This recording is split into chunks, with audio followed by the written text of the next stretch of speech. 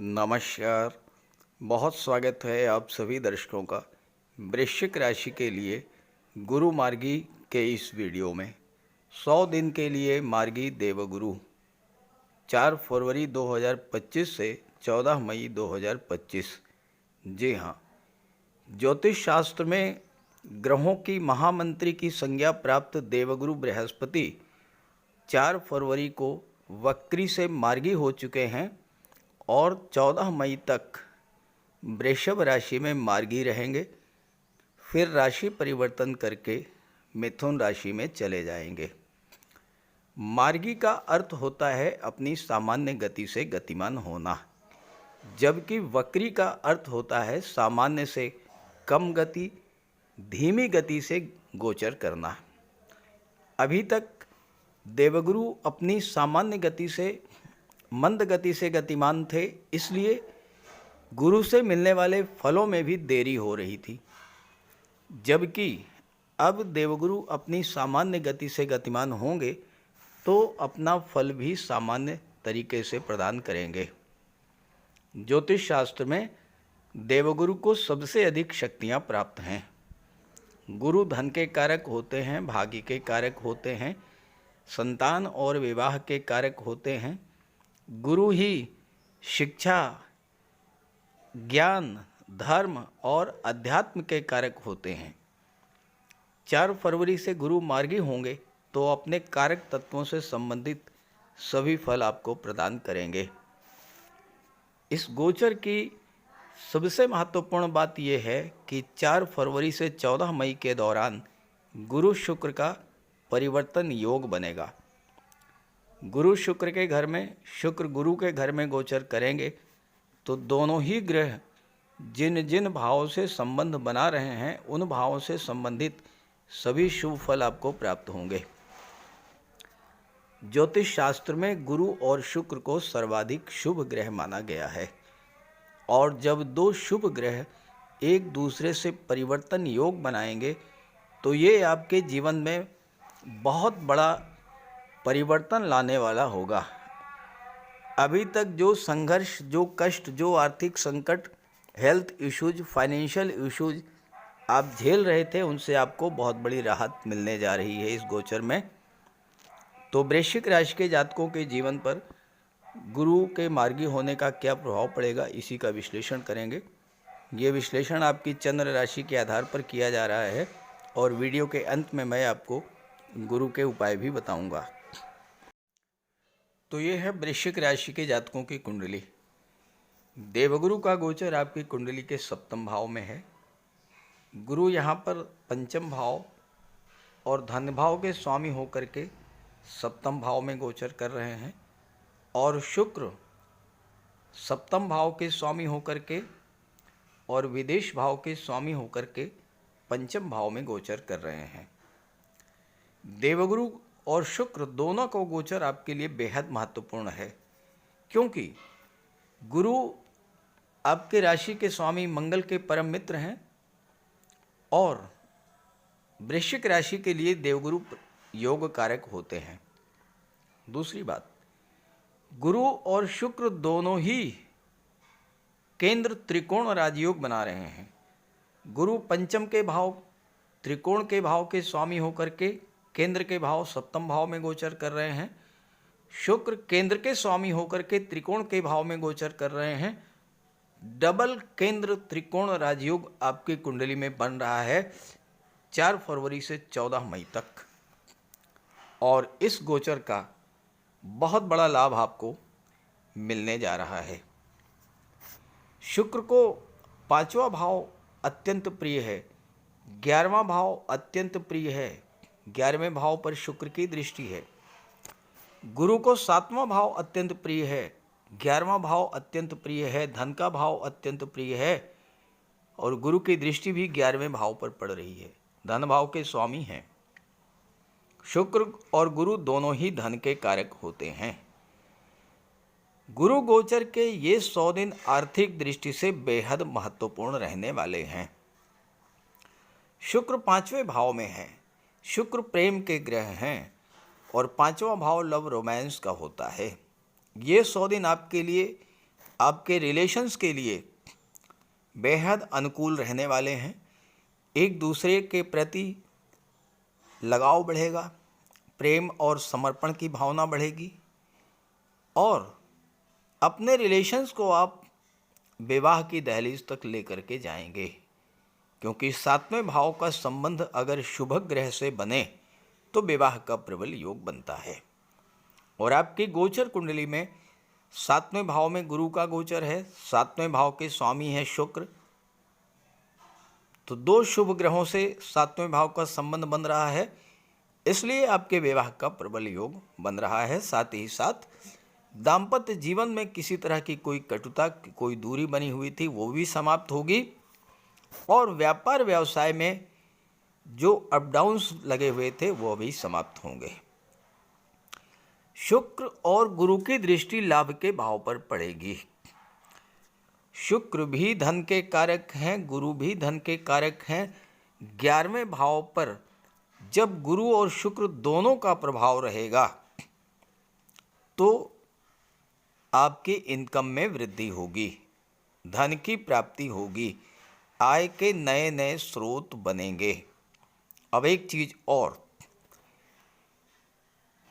आपकी कुंडली में राशि के स्वामी मंगल इस समय अष्टम भाव में गोचर कर रहे हैं और मंगल की दृष्टि भी 11वें भाव पर पड़ रही है। 8वें भाव में गोचर करते हुए ग्रह का संबंध जब 11वें भाव से बनता है, आकस्मिक धन लाभ का योग बनता है। इन 4 महीनों में, इन 100 दिनों में अचानक से धन लाभ का योग बनेगा। आपका कोई डूबा हुआ, फंसा हुआ, रुका हुआ पैसा आपको प्राप्त होगा। अचानक से किसी ऐसी जगह से धन प्राप्त होगा जहां से आपने सोचा भी नहीं होगा। इंश्योरेंस के क्षेत्र से, मार्केटिंग के क्षेत्र से, शेयर मार्केट से जबरदस्त धन लाभ का योग आपको बनेगा। यहाँ पर शुक्र 12वें भाव के स्वामी होकर के पंचम भाव में गोचर कर रहे हैं, तो 5वें भाव का संबंध 12वें भाव से बना। शुक्र है धन के कारक, तो विदेशों से इस समय आपको धन की प्राप्ति होगी। विदेश में कोई रुका हुआ पैसा है वो आपको मिलेगा। कोई बिजनेस डील फाइनल नहीं हो पा रही थी वो डील फाइनल होगी। और आपने कोई ऑर्डर दिया था विदेशों से, वो नहीं मिल पाया था अभी तक, वो आपको प्राप्त होगा। 5वां भाव जो होता है ये लॉटरी, शेयर, सट्टे को शो करता है। जुआ, सट्टा, लॉटरी, इसके लिए मैं बिल्कुल भी राय नहीं दूंगा। हाँ, शेयर मार्केट से इन 4 महीनों में आपको जबरदस्त लाभ होने का योग तो बनता ही बनता है। देवगुरु धन भाव के स्वामी होकर के सप्तम भाव में हैं, व्यापार के भाव में हैं, तो जो लोग बिजनेसमैन हैं, जो व्यापार से जुड़े हुए हैं, उनके लिए भी जबरदस्त धन लाभ का योग बन रहा है। एक और महत्वपूर्ण योग आपकी कुंडली में बन रहा है। मंगल 6ठे भाव के स्वामी होकर के 8वें भाव में गोचर कर रहे हैं। किसी भी जातक के लिए राशि के स्वामी का गोचर सबसे ज़्यादा महत्वपूर्ण होता है और गुरु आपके राशि के स्वामी के मित्र हैं। आपके राशि के स्वामी मंगल हैं जो कि 8वें भाव में गोचर कर रहे हैं, 6ठे भाव के स्वामी होकर। 6ठे भाव का स्वामी, 8वें भाव का स्वामी और 12वें भाव का स्वामी अगर 6ठे, 8वें या 12वें भाव में गोचर करता है तो विपरीत राजयोग बनता है। 6ठे भाव का स्वामी 8वें भाव में गोचर कर रहा है तो विपरीत राजयोग बना। मंगल विपरीत राजयोग बना रहे हैं तो 6ठे भाव से संबंधित जो भी लाभ मिल रहे हैं वो आपको मिलेंगे। 8वां भाव परिवर्तन का होता है, 6ठे भाव की चीज़ों में परिवर्तन आएगा। 6ठा भाव आपके जीवन में चल रहे संघर्षों को दर्शाता है, चुनौतियों को दर्शाता है, कंपटीशंस को दर्शाता है। मंगल विपरीत राजयोग बना रहे हैं विपरीत राजयोग वो राजयोग होता है जो खराब से खराब परिस्थितियों में बुलंदियों पर लेकर के जाता है। तो आपके जीवन में चल रहे संघर्षों को समाप्त करेंगे, कर्ज की स्थिति समाप्त होगी, स्वास्थ्य में सुधार आएगा और नौकरी की दिशा में किए जा रहे प्रयासों को भी बल प्राप्त होगा। मंगल 8वें भाव में विपरीत राजयोग बना रहे हैं। जो लोग रियल एस्टेट से जुड़े हैं, प्रॉपर्टी का काम करते हैं, बिल्डर हैं, आर्किटेक्ट हैं या 8वें भाव की चीज़ों से जुड़े हुए हैं, automobile, transport, chemical products, medicines, इन सब क्षेत्रों से जुड़े हुए जातकों के लिए इस समय अपने कैरियर में बुलंदियों को स्पर्श करने का बहुत अच्छा अवसर प्राप्त होने जा रहा है। ज्योतिष शास्त्र के कुछ महत्वपूर्ण सूत्र भी इस गोचर काल में घटित होंगे। शर्त सिर्फ ये है, योग बनते हैं, राजयोग बनते हैं, लेकिन आपकी कुंडली पर बन रहे हैं लेकिन आपके जीवन में वो साकार नहीं होते। तो उसकी वजह है आपके जन्म कुंडली में उस ग्रह की क्या स्थिति है, ये देखना बहुत जरूरी है। शुक्र गुरु विपरीत राजयोग बना रहे हैं। आप ये देखिए कि क्या शुक्र गुरु आपकी जन्म कुंडली में मजबूत हैं। मंगल विपरीत राजयोग बना रहे हैं। शुक्र गुरु केंद्र त्रिकोण राजयोग बना रहे हैं। क्या शुक्र गुरु मंगल आपकी कुंडली में मजबूत हैं, ये आपको देखना होगा। और अगर मजबूत नहीं है तो उपायों के द्वारा बल प्रदान करना होगा, तब आपको लाभ मिलेगा। अब चौथा जो सूत्र मैं आपको बताने जा रहा हूं वो ये है कि जन्म कुंडली में या गोचर कुंडली में अगर गुरु और मंगल का संबंध बन जाए तो एक से अधिक साधनों से धन की प्राप्ति होती है, extra source of income generate होते हैं। अब देखिए, गुरु की 5वीं दृष्टि, मंगल की 4थी दृष्टि धन लाभ के भाव पर, लग्न के स्वामी मंगल हैं, गुरु की दृष्टि लग्न पर, धन भाव के स्वामी गुरु हैं और मंगल की दृष्टि धन भाव पर। तो लाभ का भाव, लग्न का भाव, धन का भाव, तीनों ही भाव जागृत हो गए। तो लग्न का यानी आपका संबंध लाभ से भी और धन से दोनों से बन गया और शुक्र की भी दृष्टि पड़ गई। साथ में शुक्र के राहु हैं, राहु की भी दृष्टि पड़ रही है। तो लाभ का भाव, इनकम का भाव पूरी तरह से जागृत है। 11वां भाव आपकी इच्छा पूर्ति का होता है। इन 100 दिनों में आपकी कोई न कोई इच्छा जरूर पूरी होगी।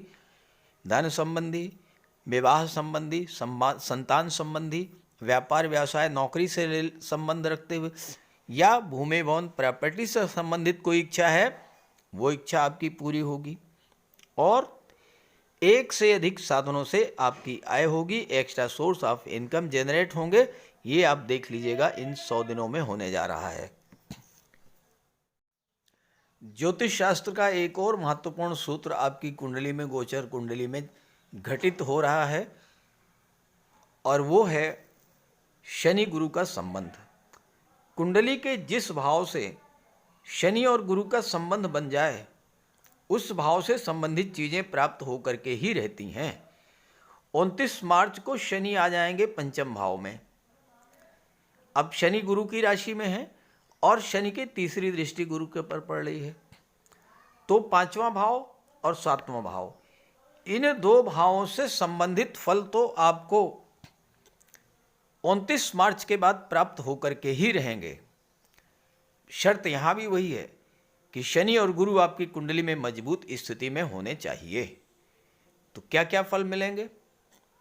5वें भाव के फल मिलेंगे, संतान की प्राप्ति होगी, लव रिलेशंस मजबूत होंगे, विवाह का योग बनेगा, व्यापार व्यवसाय में उन्नति होगी। यहां पर शुक्र हैं, आप कला के क्षेत्रों से जुड़े हुए हैं, शुक्र 12वें भाव के स्वामी हैं। अपनी कला के प्रदर्शन के लिए आप विदेश यात्राएं करेंगे, हवाई यात्राएं करेंगे, विदेशों से धन लाभ होगा, विदेशों से आप मान सम्मान और ख्याति प्राप्त करेंगे। पांचवा भाव आपकी क्रिएटिविटी का होता है और अपनी कलात्मक अभिरुचि के बल पर, अपनी कला के बल पर आप बहुत आगे जाएंगे, नेम फेम प्राप्त करेंगे, सेलिब्रिटी होंगे। और सातवां भाव जब जागृत होगा तो आपके विवाह का प्रबल योग बन जाएगा। व्यापार व्यवसाय में इतने अच्छे पार्टनर आपको मिलेंगे कि अब उनके सहयोग से अपने व्यापार को बुलंदियों पर लेकर के जाएंगे। आपकी डेली इनकम बढ़ेगी, मान सम्मान में वृद्धि होगी, सोशल इमेज आपकी बहुत अच्छी होगी। लेकिन इन 100 दिनों में देवगुरु का उपाय अवश्य कीजिएगा, क्योंकि गुरु केंद्र के भाव में बैठे हैं, त्रिकोण के भाव के स्वामी हैं, धन के भाव के स्वामी हैं, लग्न पर दृष्टि है, लाभ पर दृष्टि है, तो कुंडली के सभी महत्वपूर्ण भावों पर गुरु का नियंत्रण है। इसलिए गुरु का उपाय अवश्य कीजिएगा। बात करते हैं उपायों पर। कुंडली में देवगुरु बृहस्पति का बहुत ही महत्वपूर्ण स्थान है, क्योंकि देवगुरु कुंडली के पंचम और नवम भाव के कारक होते हैं। पंचम भाव से संतान का विचार किया जाता है, शिक्षा का विचार किया जाता है, और नवम भाव से भाग्य का विचार किया जाता है। गुरु ग्रह भाग्य के लिए जिम्मेदार माने जाते हैं और किसी भी कार्य की सफलता के लिए देवगुरु का मजबूत होना बहुत ज़रूरी है। जब कुंडली में देवगुरु मजबूत होते हैं तो भाग्य का साथ मिलता है, जिस काम में हाथ डालते हैं वो सफल होता है, विवाह समय से होता है, शिक्षा अच्छी मिलती है, गुरु की कृपा रहती है, धन की प्राप्ति होती है। तो देवगुरु के लिए कुछ उपाय बताने जा रहा हूँ, उपाय ज़रूर कीजिएगा।